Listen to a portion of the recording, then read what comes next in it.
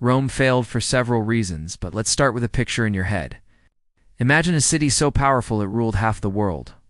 Rome. Its soldiers were unbeatable, its buildings were huge, and its roads went everywhere. Emperors were like superstars. And people thought Rome would last forever, but guess what? It didn't. By 476 AD, the Western Roman Empire was gone, broken into pieces by problems that piled up like a bad homework stack. But here's what makes this story absolutely mind-blowing. Rome didn't fall overnight. This wasn't like a building collapsing in an earthquake. No, Rome's fall was more like watching a giant tree slowly rot from the inside out over hundreds of years. When Julius Caesar walked the streets of Rome in 50 BC, the empire was at its peak. Fast forward just 500 years, and barbarian kings were ruling from the same palaces where Caesar once lived. How does the most powerful civilization in human history just disappear? Today we're going to explore 10 big reasons why Rome fell apart, and trust me, this isn't your boring history class. Some of these reasons are wild, some are scary, and some feel like they could happen today. We'll discover how Roman emperors literally went insane with power, how economic collapse made bread cost more than gold, and how diseases wiped out entire legions. We'll see how climate change in ancient times pushed barbarian tribes into Roman territory, and how lead poisoning might have literally driven the Roman elite crazy. But here's the kicker. Many historians argue that Rome's fall wasn't really a fall at all, but a transformation. The Eastern Roman Empire, later called the Byzantine Empire, continued for another 1,000 years after the Western Empire collapsed. So was 476 AD really the end, or just the beginning of a new chapter?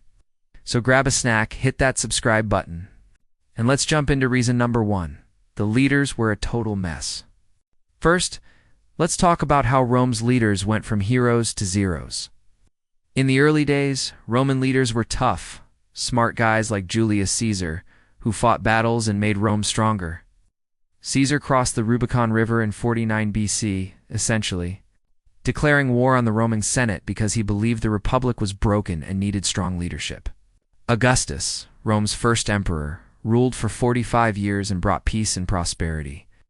These early emperors understood that with great power comes great responsibility, but by the 3rd century things got absolutely crazy. This period is literally called the crisis of the 3rd century by historians, and for good reason. Emperors were getting killed left and right, some lasted only a few months. Between 235 and 284 AD, Rome had like 26 emperors. That's like changing your class teacher every week. Most of these guys were murdered, assassinated in military coups, or kicked out by angry mobs. Why? Because power made people greedy and paranoid. The Praetorian Guard, who were supposed to protect the emperor, started acting like the world's most dangerous bullies. They'd pick who got to be emperor, sometimes just for whoever paid them the most money. Imagine your school principal being chosen by whoever gives the security guards the biggest bribe. In 193 AD, after Emperor Pertinax was murdered, the Praetorian Guard literally auctioned off the position of emperor to the highest bidder. A wealthy senator named Didius Julianus won by promising each guard 25,000 sestertii. It's like millions of dollars today, but it gets worse. One emperor, Commodus, was the absolute worst. He ruled from 180 to 192 AD and thought he was a god, specifically the reincarnation of Hercules. Picture this, the most powerful man in the world spending his time fighting in the Colosseum like a gladiator, killing hundreds of animals and defenseless prisoners, while Rome's real problems grew. He renamed Rome Colonia Comediana, colony of Commodus, and wanted months of the year renamed after himself. He'd force senators to watch him fight and then charge them enormous fees for the privilege. Meanwhile, the empire was facing barbarian invasions, economic collapse, and plague. When Commodus finally got strangled in his bath by his wrestling partner Narcissus, yes, really, it started a massive civil war called the Year of the Five Emperors. This mess meant nobody trusted the leaders anymore, and without good leaders, Rome started to crack. It's like when your group project fails because the leader's goofing off, except the group project was running half the known world. The problem went deeper than just bad individual emperors. The entire Roman political system was breaking down. In the Republic, power was shared between the Senate, consuls, and various magistrates. But as the empire grew, this system couldn't handle the complexity. Emperors needed absolute power to make quick decisions about distant provinces, but absolute power corrupts absolutely. Soon, being emperor became less about serving Rome and more about surviving long enough to enjoy the wealth and luxury. Even worse, many of these later emperors weren't even Roman. They were military commanders from distant provinces who seized power through force, while some, like Diocletian from modern-day Croatia, were actually pretty competent. Others had no understanding of Roman culture, traditions, or values. They ruled through fear and military might rather than the respect and loyalty that had made Rome great. The constant political chaos created a vicious cycle. Generals in distant provinces would hear that the emperor was weak or unpopular. So, they'd declare themselves emperor and march on Rome. This meant the current emperor had to pull troops from the borders to defend against internal threats. Left the frontiers vulnerable to barbarian attacks. When the barbarians attacked, people blamed the emperor for being weak, which encouraged more generals to rebel. It was like a political death spiral that Rome couldn't escape.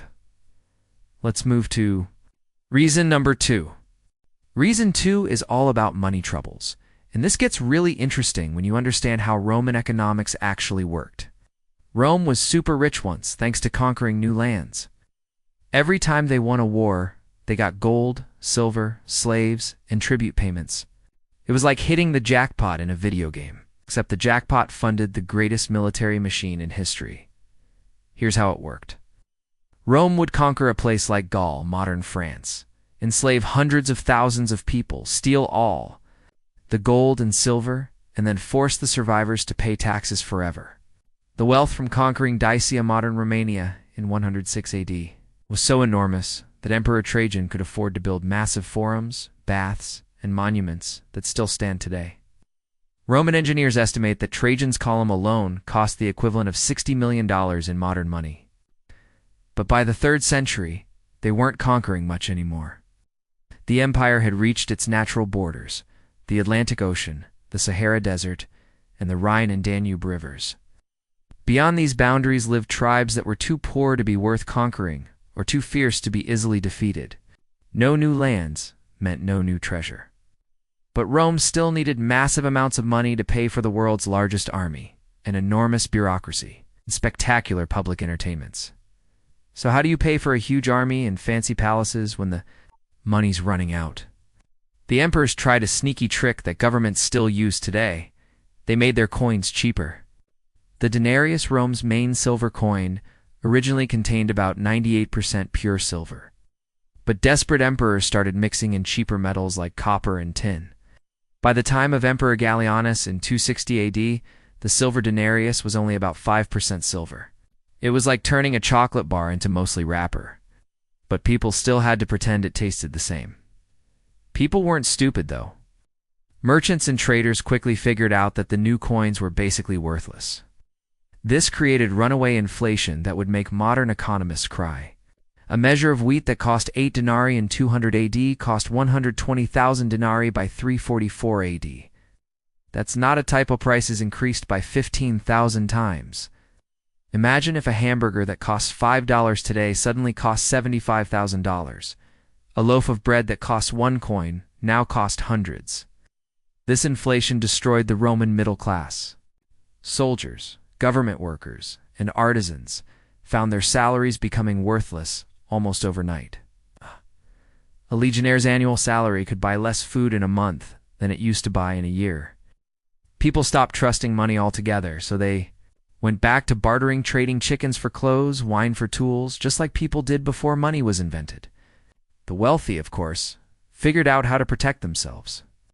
Rich Romans started hoarding gold and silver coins, jewelry, and other valuable objects. They bought land, which held its value better than currency. They also started demanding payment in goods rather than coins. But regular people, farmers, shopkeepers, soldiers, got crushed. Taxes. became so high that many farmers simply abandoned their land rather than work for free. This created a feedback loop of disaster. When farmers abandoned their land, food production dropped. When food became scarce, prices rose even higher. When prices rose, people demanded higher wages, which forced the government to print more debased coins, which made inflation worse. Meanwhile, the government still needed money to pay the army. So they raised taxes even higher, which drove more people into poverty. The tax system itself became a nightmare. In the early empire, most provinces paid a fixed tribute that was reasonable and predictable. But as the currency collapsed, the government switched to demanding taxes in kind actual grain, cattle, clothing, and other goods. Tax collectors became like locusts, stripping provinces bare. Some regions were taxed so heavily that they actually revolted or invited barbarian tribes to liberate them from Roman rule. Sound familiar? It's like when prices at the store keep going up, but your allowance stays the same. Except imagine that happening to every person in your entire country for over a century. This money mess made Rome weak both militarily and politically, and it was just the beginning of the empire's problems. Now, let's get to reason 3.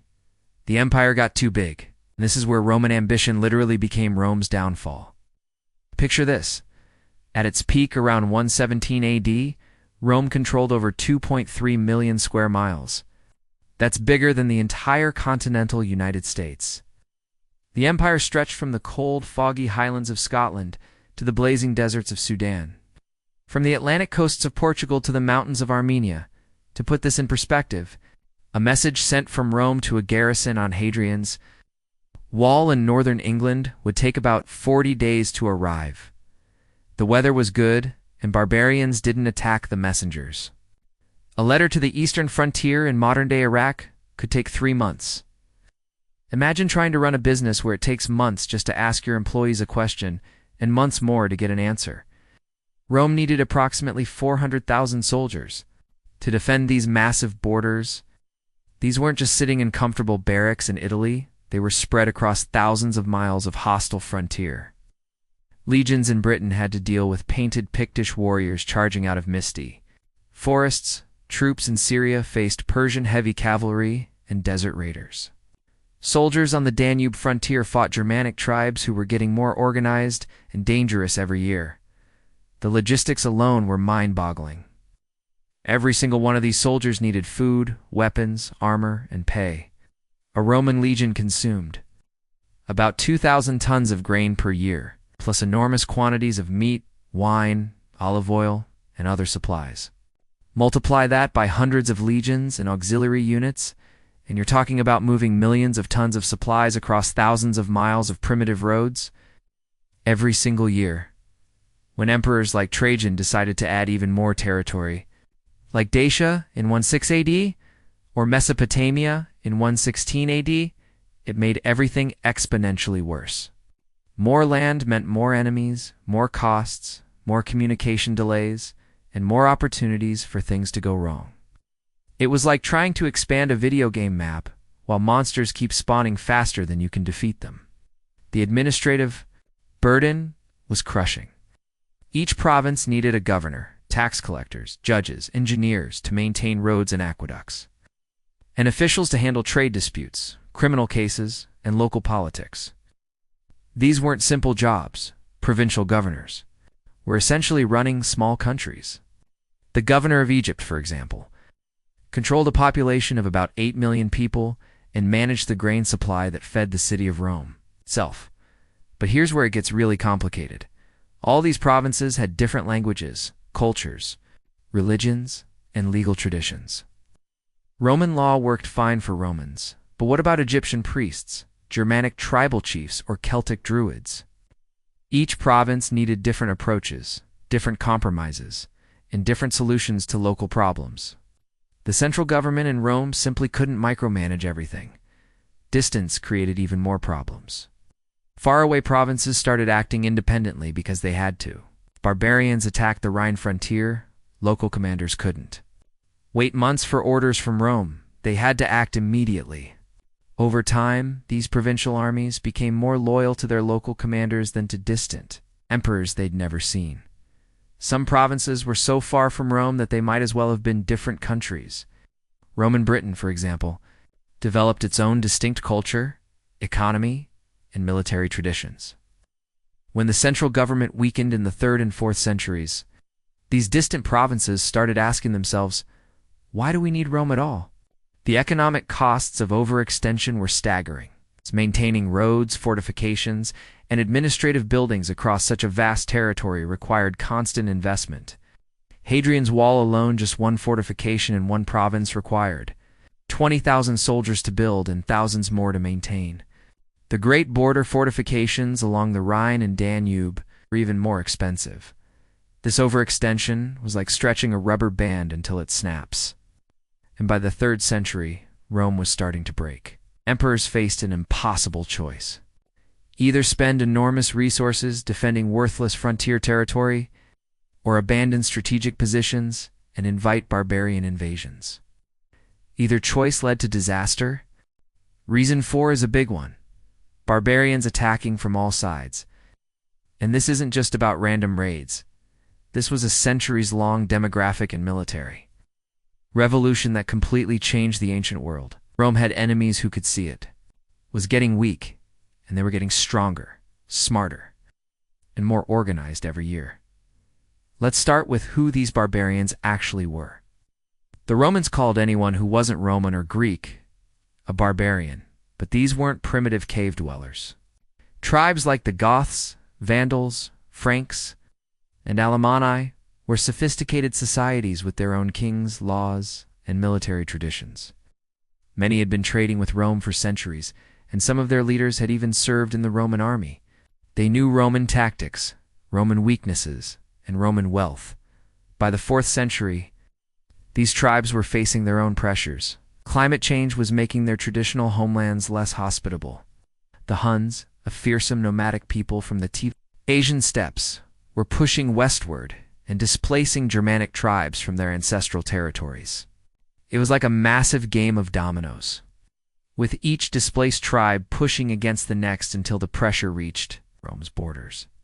The situation exploded in 378 AD at the Battle of Adrianople, one of the most shocking military disasters in Roman history. Emperor Valens thought he could easily crush a Visigothic army that had crossed the Danube River. Roman legions had been defeating barbarian armies for centuries. How hard could it be? But the Visigoths had learned from previous defeats. They used heavy cavalry, superior tactics, and caught the Romans in a devastating ambush. The result? The emperor was killed, along with about 20,000 Roman soldiers, roughly 2/3 of the entire army. It was like the school bully getting beaten up by the new kid, except the bully was the most powerful empire in the world. This battle changed everything. Before Adrianople, barbarian tribes feared Roman military might. After Adrianople, they realized Rome could be defeated in open battle. Word spread across Germania like wildfire. The Romans weren't invincible anymore. The psychological impact was enormous. For 800 years, no foreign enemy had successfully attacked the city of Rome itself. The city was protected by its legions, its walls, and the simple fact that everyone believed it was impossible to conquer. But in 410 AD, the Visigoths, led by their king Alaric, did something nobody thought possible. They captured and sacked Rome itself. Picture the scene. Barbarian warriors walking through the forum where Caesar once gave speeches, looting treasures from temples that had stood for centuries, and camping in palaces where emperors had lived. For 3 days, they systematically stripped the city of its wealth, taking gold, silver, precious stones, and artworks. They even kidnapped Emperor Honorius' sister, Galla Placidia, though they treated her well, and she eventually married a Visigothic prince. The shockwaves spread across the civilized world. In North Africa, St. Augustine wrote his famous work City of God, partly in response to pagans who blamed Christianity for Rome's weakness. In Britain, Roman officials simply abandoned their posts and fled. If Rome itself could fall, nowhere was safe. But here's what made the barbarian invasion so devastating. Rome's traditional response made everything worse. For centuries, Rome had dealt with barbarian threats through a combination of military force and diplomacy.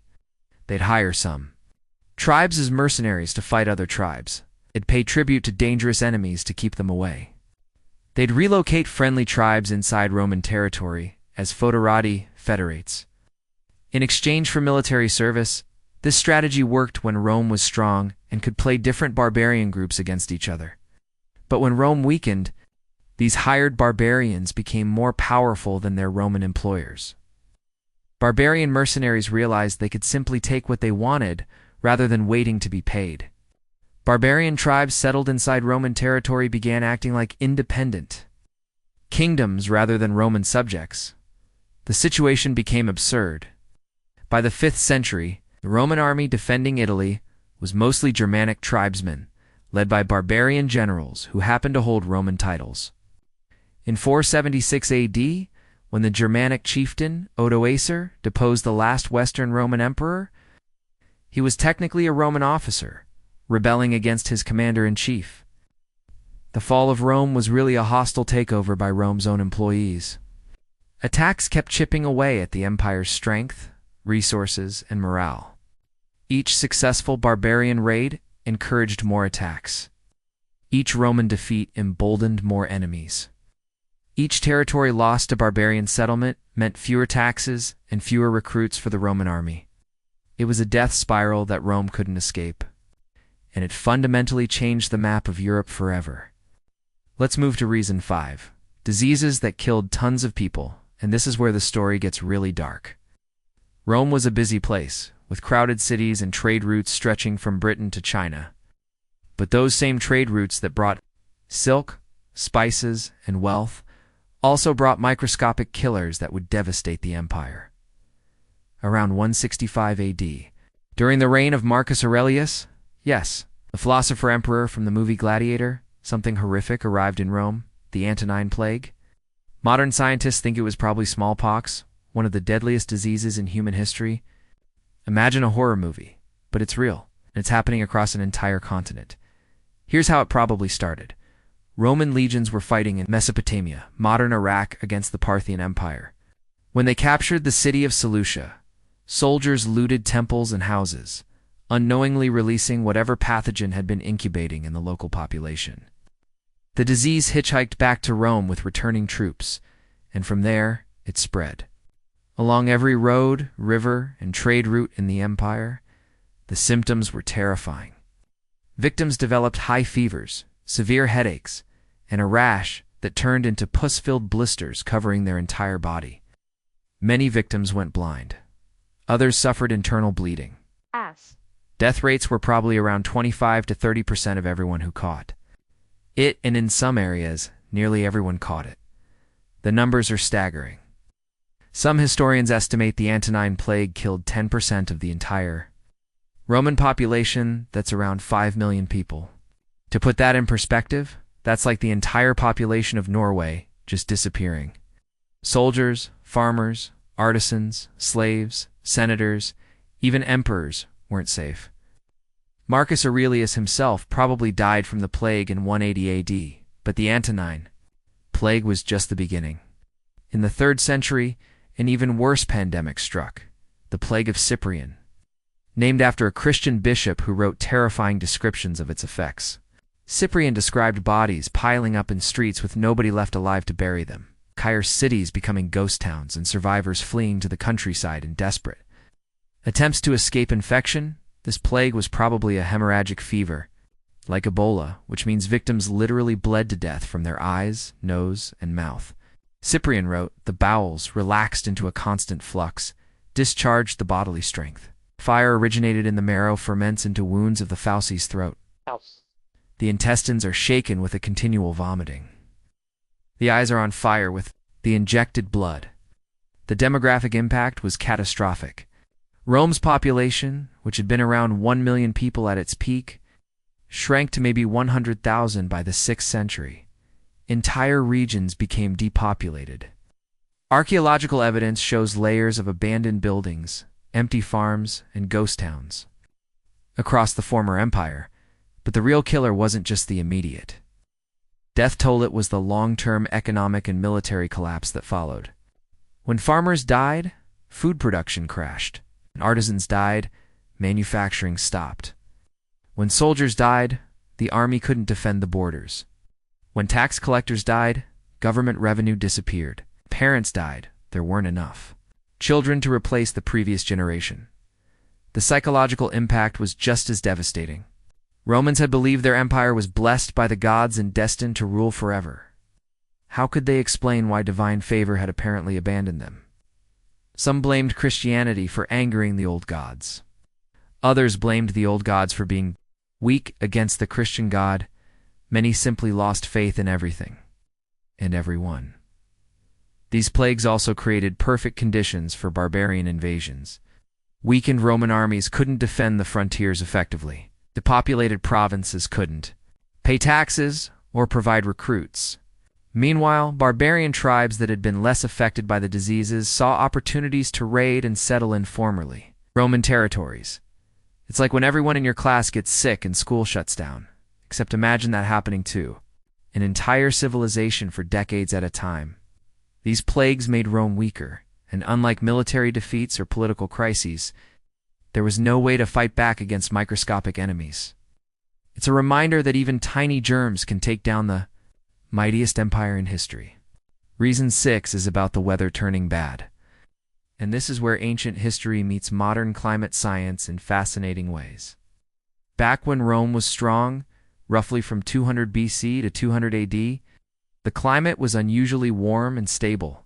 Scientists call this the Roman warm period, and it was like nature itself was helping Rome become great. During this golden age of weather, average temperatures were about 1 to 2 degrees Celsius warmer than they are today. That might not sound like much, but it made an enormous difference. The growing season was longer, rainfall was more reliable, and crops grew abundantly across the Mediterranean world. Roman agriculture could support huge urban populations, massive armies, and extensive trade networks. Wine grapes grew as far north as northern England, English vineyards. It's thriving where today it's too cold and wet for decent wine production. Wheat harvests in North Africa were so abundant that Egypt alone could feed the entire city of Rome for months. The Sahara Desert was smaller, and regions that are now arid supported thriving agricultural communities. But by the 3rd century AD, this climate paradise was ending. Scientists who study ancient climate through tree rings, ice cores, and lake sediments have discovered that temperatures began dropping and weather patterns became increasingly chaotic. This wasn't gradual change. It was rapid climate disruption that caught Roman society completely unprepared. Droughts devastated the traditional granaries of the empire. North Africa, which had been Rome's breadbasket, experienced severe water shortages that made large-scale agriculture impossible. The Nile River, whose annual floods had reliably fertilized Egyptian farms for thousands of years, began having irregular flood cycles that destroyed harvests and caused famines. At the same time, other regions experienced the opposite problem: too much water. Archaeological evidence shows that parts of northern Europe experienced severe flooding that wiped out Roman settlements and made roads impassable. The Rhine and Danube rivers, which formed natural barriers against barbarian tribes, became more difficult to patrol when winter freezes became less predictable.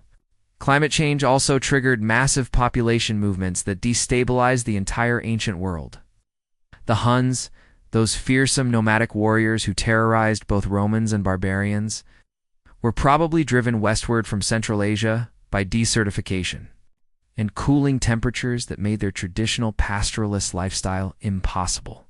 As the Huns moved west, they displaced Germanic tribes like the Goths and Vandals, who in turn pressed against Roman frontiers seeking new lands. It was like a continental-scale game of musical chairs, except the music was climate change, and there weren't enough chairs habitable land for everyone. The Roman infrastructure, magnificent as it was, wasn't designed for these new climate realities. Roman roads were built for Mediterranean weather patterns. They couldn't handle the increased flooding and freeze-thaw cycles of the colder climate. Aqueducts that had reliably supplied cities for centuries began failing as water sources dried up or changed course. Food shortages became chronic rather than occasional. Cities that had grown large during the abundant harvests of the warm period couldn't be sustained when agricultural productivity dropped. Urban populations declined, trade networks collapsed, and the tax base that supported the Roman military and bureaucracy shrank dramatically. The government's response to these climate-driven crises often made things worse. When harvests failed, emperors tried to maintain popular support by continuing expensive grain distributions in major cities. Even though there wasn't enough grain to go around, this meant rural areas were stripped of food to feed urban populations, which drove more farmers to abandon their land and flee to cities, creating a vicious cycle of agricultural collapse. Meanwhile, barbarian tribes were adapting to the changing climate more successfully than Romans. Germanic peoples were already accustomed to cooler, wetter conditions, and they're more flexible. Decentralized societies could respond quickly to environmental challenges. When climate change made Roman provinces less defensible and less prosperous, these tribes were ready to take advantage. Nature became like an enemy Rome couldn't fight, negotiate with, or bribe. You can defeat barbarian armies, depose bad emperors, or reform economic policies, but you can't declare war on the weather. Roman engineering and organization, which had conquered the Mediterranean world, proved helpless against forces of nature that modern scientists are only beginning to understand. Reason 7 is about Rome falling apart from the inside. And this is where the empire's greatest strength, its ability to unite diverse peoples under Roman rule, became its fatal weakness.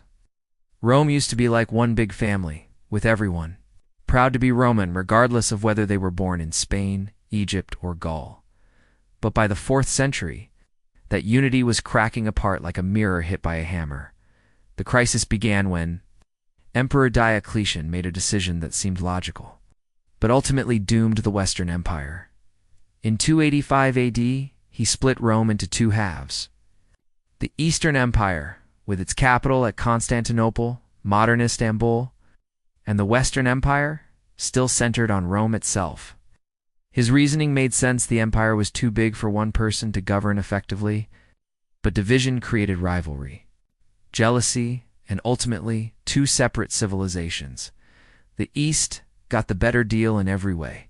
Constantinople controlled the wealthy provinces of Egypt, Syria, and Asia Minor, plus the lucrative trade routes to India and China. The city itself was strategically located at the crossroads of Europe and Asia, making it a natural center of commerce and culture. Within a few generations, the Eastern Empire was richer, more stable, more defensible than its Western counterpart. Meanwhile, the Western Empire got stuck with increasingly poor and rebellious provinces like Britain, Gaul, and Spain, plus the impossible task of defending the long Rhine and Danube frontiers against barbarian invasions. It's like when your team splits into two groups, and one gets all the star players while the other gets stuck with the difficult players and impossible challenges. But political division was just the beginning. Roman society was fracturing along economic lines as well. It's the gap between rich and poor, which had always existed, became an unbridgeable chasm. Wealthy landowners accumulated vast estates worked by armies of slaves and impoverished tenant farmers, while the traditional Roman middle class of small farmers and urban craftsmen disappeared entirely.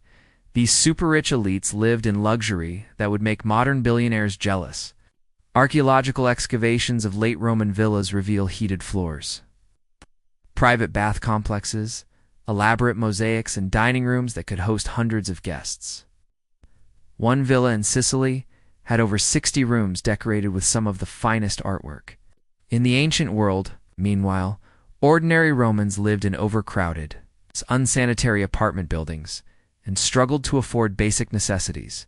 The wealthy also found ways to avoid paying taxes, military service, and civic responsibilities that had once been shared burdens. They hired private armies to protect their estates, built fortified compounds to isolate themselves from social problems, and used their influence to corrupt local officials. Some even made private treaties with barbarian tribes, essentially seceding from the Roman Empire while technically remaining Roman citizens. This created explosive social tensions. Poor people in cities organized riots and rebellions like the Bagaudae movement in Gaul and Spain. where desperate peasants formed guerrilla armies to fight both Roman tax collectors and barbarian raiders. Some of these rebels explicitly welcomed barbarian invasions as liberation from Roman oppression. Preferring Germanic tribal law to Roman imperial taxation, religious division made everything worse. When Emperor Constantine legalized Christianity in 313 AD and later converted to the faith, he thought he was unifying the empire around a common belief system. Instead, he created new sources of conflict that tore Roman society apart. Traditional. Romans who followed the old gods felt betrayed and abandoned. The ancient Roman religion wasn't just about personal belief, it was the foundation of Roman identity, law, and culture. Roman festivals, ceremonies, and civic traditions were all tied to worshiping Jupiter, Mars, and the other traditional deities. When emperors began closing temples and forbidding traditional religious practices, many Romans felt like their civilization was literally being destroyed from within.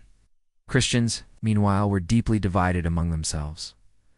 Different Christian communities had wildly different interpretations of doctrine, leading to bitter theological disputes that sometimes erupted into street fighting. The Arian controversy, which debated the divine nature of Christ, split the Christian world for centuries and even influenced barbarian invasions. Since many Germanic tribes adopted Arian Christianity specifically to differentiate themselves from Roman Catholics, perhaps most importantly, Christianity changed the Roman attitude towards civic duty and military service. Traditional Roman religion taught that serving the state was a sacred obligation and that dying for Rome guaranteed a glorious afterlife. But Christianity emphasized personal salvation, charity, and pacifism over military conquest and civic engagement. Many Christian Romans began questioning whether it was morally acceptable to serve in the army, pay taxes that funded warfare, or participate in traditional Roman civic life. When barbarian armies approached, some Christian communities believed that God was punishing Rome for its sins, and that resistance was useless or even wrong. The result was an empire that had lost its sense of common purpose and identity. Instead of Romans working together against external threats, different groups were fighting each other over wealth, power, and religious doctrine. Rich Romans cared more about protecting their estates than defending the empire. Poor Romans often preferred barbarian rule to Roman taxation. Christians argued with pagans and with each other instead of focusing on common challenges. By the 5th century, Roman had become more of a geographical term than a meaningful identity. When the Visigoths sacked Rome in 410 AD, many inhabitants didn't even try to resist. They just tried to cut deals with the invaders or fled to safety. The spirit of unity and shared sacrifice that had built the empire was gone, replaced by division, selfishness, and despair. Reason 8 is about the army falling apart. Now, this is particularly tragic because the Roman military had been the empire's greatest strength for over 500 years. Rome's legions were legendary, disciplined, professional, technologically advanced, and virtually unbeatable in open combat. But by the 4th century, they weren't so legendary anymore. The decline began with a fundamental change in how Rome recruited soldiers. In the early empire, legions were filled with Roman citizens who served for 25 years, received excellent training, and retired with land grants and pensions. These men had a personal stake in Rome's success because Rome was their home, their family, and their future. But as the empire faced constant warfare on multiple fronts, Roman citizens became increasingly reluctant to serve. Military service meant leaving your family for decades, fighting in dangerous frontier regions, and facing high chances of death or disability. Meanwhile, civilian life offered better opportunities for wealth and advancement, especially as Roman society became increasingly dominated by commerce and bureaucracy rather than military service.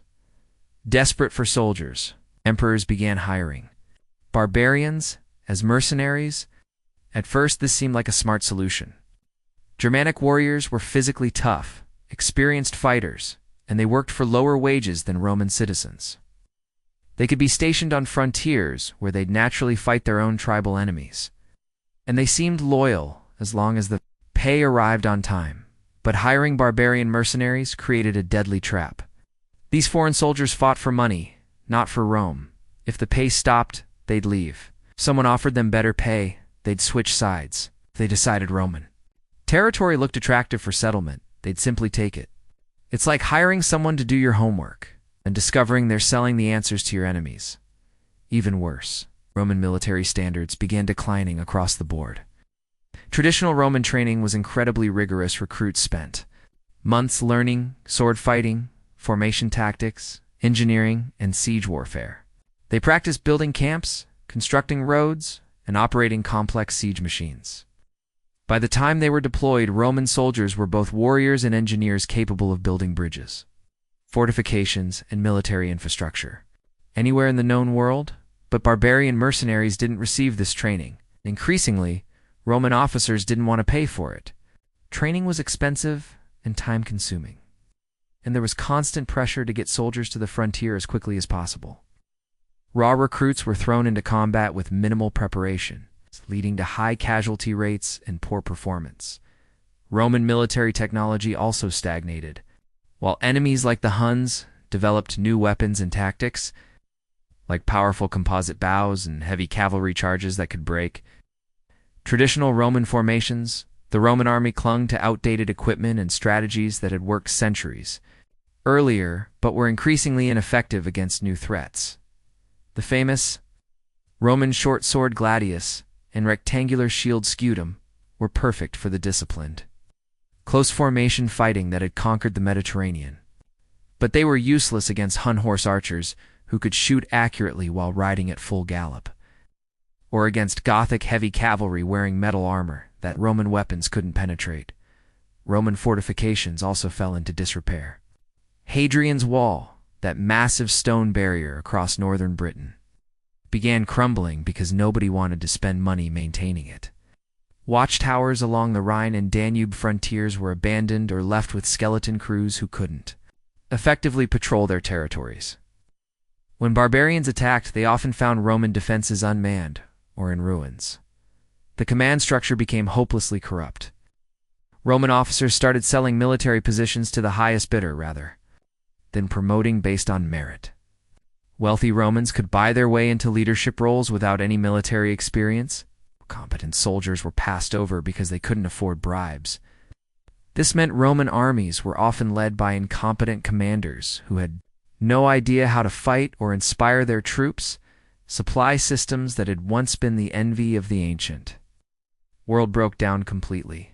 Roman logistics had been revolutionary. Armies could march thousands of miles and still receive regular supplies of food, weapons, and equipment. But by the 5th century, soldiers often went months without pay, adequate food, or replacement equipment. Hungry, unpaid troops naturally turned to looting civilian populations, which made them more like bandits than defenders. The psychological transformation was just as devastating as the practical decline. Early Roman soldiers believed they were serving the greatest civilization in history, spreading Roman law, culture, and prosperity to barbarian peoples. They fought with fanatical courage because they genuinely believed their cause was righteous, and their victory was inevitable. But late Roman soldiers knew they were serving a dying empire.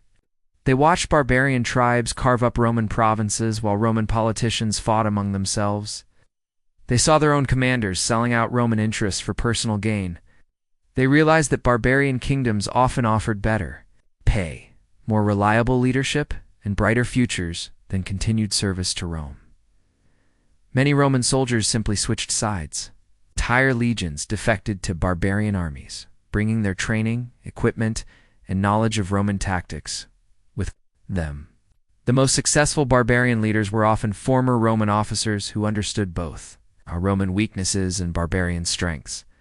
The final nail in the coffin was the rise of barbarian generals within the Roman command structure. By the 5th century, many of Rome's most important military leaders were Germanic chieftains who held Roman titles but maintained loyalty to their own tribes. Stilicho, who effectively ruled the Western Empire for over a decade, was half-Vandal, who made and unmade Western Roman emperors for 16 years, was Germanic. Odoacer, who finally deposed the last Western emperor, was technically a Roman general when he seized power. These barbarian generals were often competent military leaders, but they had no emotional attachment to Roman civilization. When it became more profitable to rule Roman territory directly rather than serving Roman emperors, they didn't hesitate to overthrow the government that had employed them by 476 AD. The Roman army defending Italy consisted almost entirely of Germanic tribesmen led by barbarian generals fighting for barbarian kings who happened to use Roman titles. The transformation was complete. Rome's greatest strength had become Rome's destroyer. Reason 9 is a weird one that sounds like science fiction but is actually supported by modern forensic evidence. Lead poisoning.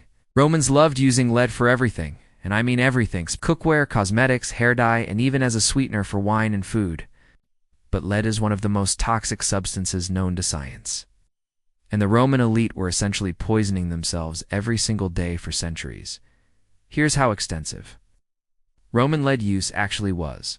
Archaeologists have found lead pipes in Roman houses, lead-lined storage tanks for wine, lead cooking pots, lead makeup containers, and even lead toys for children. Roman women used lead-based cosmetics to whiten their skin, which was considered fashionable. Roman men added lead acetate to wine because it made cheap wine taste sweeter. They literally called it sugar of lead. The wealthy used more lead than anyone else because they could afford lead pipes, lead-glazed pottery, and imported wines that had been sweetened with lead compounds. Ironically, the richer you were, the more lead you consumed, and the more likely you were to suffer from chronic lead poisoning. Modern scientists have analyzed bones from Roman burial sites and found lead concentrations that are absolutely shocking. Skeletons of wealthy Romans from the imperial period contain lead levels that are 50 to 100 times higher than what we consider safe today. Some specimens show lead concentrations that would cause severe neurological damage in modern people. What does chronic lead poisoning actually do to you? The symptoms read like a catalog of problems that plagued the late Roman Empire. Lead poisoning causes cognitive impairment, memory loss, difficulty concentrating, and poor decision-making. It makes people irritable, aggressive, and prone to violent outbursts, causes fertility problems, birth defects, and higher rates of miscarriage and infant mortality. Now imagine these symptoms affecting the Roman ruling class for generations. Emperors making increasingly irrational decisions. Senators unable to focus on complex political problems. Military commanders losing. Battles due to poor judgment. Aristocratic families having fewer and fewer children, leading to demographic decline among the elite. The historical evidence is circumstantial but compelling. Many late Roman emperors showed clear signs of mental instability that could be explained by lead poisoning, Caligula's bizarre behavior, Nero's megalomania, Commodus's delusions of divinity. All could be symptoms of chronic lead exposure combined with the stress of absolute power. Lead poisoning might also explain the apparent decline in Roman intellectual achievement. The early empire produced brilliant writers like Virgil and Tacitus, innovative engineers who built the Pantheon and the Colosseum, and legal scholars who created the foundation of Western law. But by the 4th and 5th centuries, Roman intellectual life had become sterile and imitative, producing few original thinkers or technological innovations. The demographic impact could have been enormous. If lead poisoning reduced fertility among the wealthy, it would explain why Roman aristocratic families often died out after a few generations, requiring constant recruitment of new elites from the provinces. Might also explain why urban populations, who had more access to lead-contaminated water and goods, declined faster than rural populations. But lead wasn't the only environmental health hazard facing Romans. Roman cities were incredibly polluted by modern standards. Rome itself, with over 1 million inhabitants, produced enormous quantities of human waste, garbage, and industrial pollution. The air was thick with smoke from thousands of cooking fires, workshops, and public baths. The Tiber River, which supplied much of the city's water, was essentially an open sewer by the imperial period. Roman industrial activities also created toxic environments. Lead mining, silver smelting, and pottery production released heavy metals and other pollutants into the air, and water. Archaeological analysis of ice cores from Greenland shows that atmospheric lead pollution during the Roman period was higher than men. At any time before the Industrial Revolution, these environmental health problems disproportionately affected urban populations, especially the wealthy who could afford processed foods, imported goods, and elaborate lifestyles that exposed them to more toxins. Meanwhile, rural populations who drank well water, ate simple foods, and had less contact with industrial pollution remained healthier and more fertile. This created a paradox, as the Roman Empire became more prosperous and technologically sophisticated. Its ruling class became less healthy and less capable of effective leadership. The very luxuries that symbolized Roman success were slowly destroying the people who enjoyed them. Lead poisoning didn't kill. Rome by itself, no single factor could destroy such a massive civilization. But it may have weakened the empire's leadership. At crucial moments when clear thinking and effective decision-making could have prevented catastrophic mistakes. It's like slowly breaking your team by eating junk food every day. You don't notice the damage until it's too late to recover. Modern toxicologists who study Roman lead exposure consider it one of the most extensive cases of environmental poisoning in human history. The fact that Romans continued using lead despite some awareness of its dangers, Roman physicians like Vitruvius warned against lead pipes, suggests that short-term convenience often outweighs long-term health considerations. A lesson that remains relevant today. Finally, reason 10. Romans stopped caring about being Romans, and this might be the most important factor of all. In the old days, Romans possessed something called virtues, a concept that combined courage, honor, duty, and selfless service. To the state, this wasn't just a nice idea. It was the foundation of Roman civilization and the secret ingredient that made Roman expansion possible. Early Romans like Cincinnatus embodied this ideal perfectly. In 458 BC, when Rome faced a military Crassus, the Senate appointed Cincinnatus as dictators, essentially giving him absolute power to save the state. Messengers found him plowing his own fields, working like any ordinary farmer. He accepted the dictatorship, led Rome to victory over its enemies, then voluntarily gave up absolute power and returned to farming. The entire episode took just 16 days. This story, whether literally true or not, captured the Roman ideal, leaders who served because duty demanded it, not because they wanted wealth or power. Early Roman culture celebrated self-sacrifice, discipline, and putting the common good above personal interests. Roman children learned these values through stories, rituals, and examples set by their elders. But by the late Empire, that spirit was gone, replaced by something much more familiar to modern observers: selfish individualism, political cynicism, and cultural fragmentation. Rich Romans cared only about maintaining their luxurious lifestyles. Poor Romans focused on daily survival rather than civic duty. Political leaders served their own interests rather than the empire's welfare. The transformation was gradual but devastating. As Rome became wealthier and more cosmopolitan, traditional Roman values began seeming old-fashioned and restrictive. Why sacrifice for the state when you could enjoy life's pleasures? Why risk death in military service when you could hire barbarians to fight for you?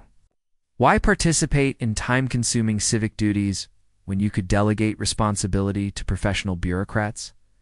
Christianity accelerated this transformation in complex ways. On one hand, Christian values like charity, humility, and forgiveness were genuinely admirable and helped create more humane social policies. Christian emperors like Constantine ended gladiatorial games and improved legal protections for slaves and women. But Christianity also undermined traditional Roman civic virtue by shifting focus from earthly duties to spiritual salvation. Traditional Roman religion had taught that serving the state was sacred and that dying for Rome guaranteed immortal glory. Christianity taught that earthly kingdoms were temporary and that true citizenship belonged to the kingdom of heaven. Many Christians began questioning whether military service was compatible with Christian pacifism. Church leaders like St. Martin of Tours argued that Christians should not kill, even in warfare. Monastic movements encouraged the best and brightest Romans to withdraw from society entirely, dedicating their lives to prayer and contemplation rather than public service. The result was a civilization that had lost confidence in its own values and institutions.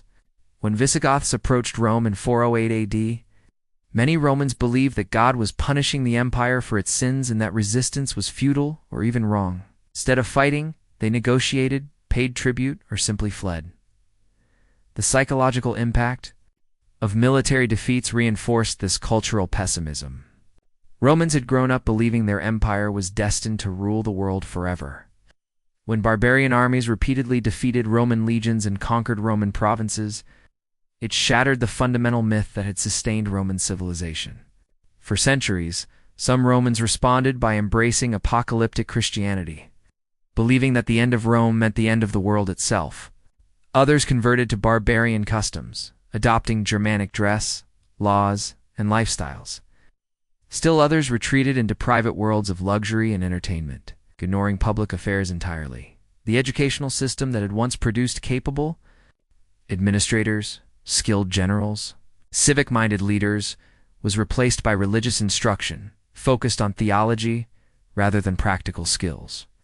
Roman schools that had taught rhetoric, law, mathematics, and engineering were closed or converted to Christian seminaries that emphasized biblical studies and theological debate. By the 5th century, many Romans actually preferred barbarian rule to Roman government.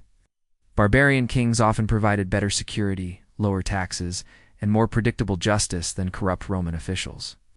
Some Roman provinces invited barbarian tribes to liberate them from Roman administration. When the end finally came in for 76 AD, it was almost anticlimactic. The last Western Roman emperor was a teenager named Romulus, Augustulus, a name that ironically combined Rome's legendary founder with its first emperor. But Romulus Augustulus commanded no loyalty, controlled no territory, and possessed no real power. When the Germanic chieftain Odoacer decided to depose him, there was no resistance, no dramatic battle, no heroic last stand.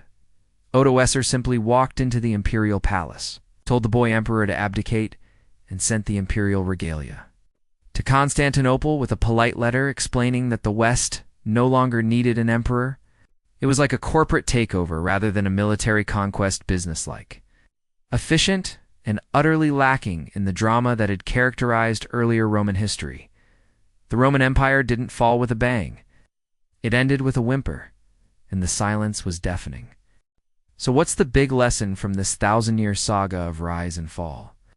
Rome collapsed because of a perfect storm of interconnected problems: political chaos, economic collapse, overextension, barbarian invasions, pandemic diseases, climate change, social division, military decline, environmental poisoning, and cultural decay.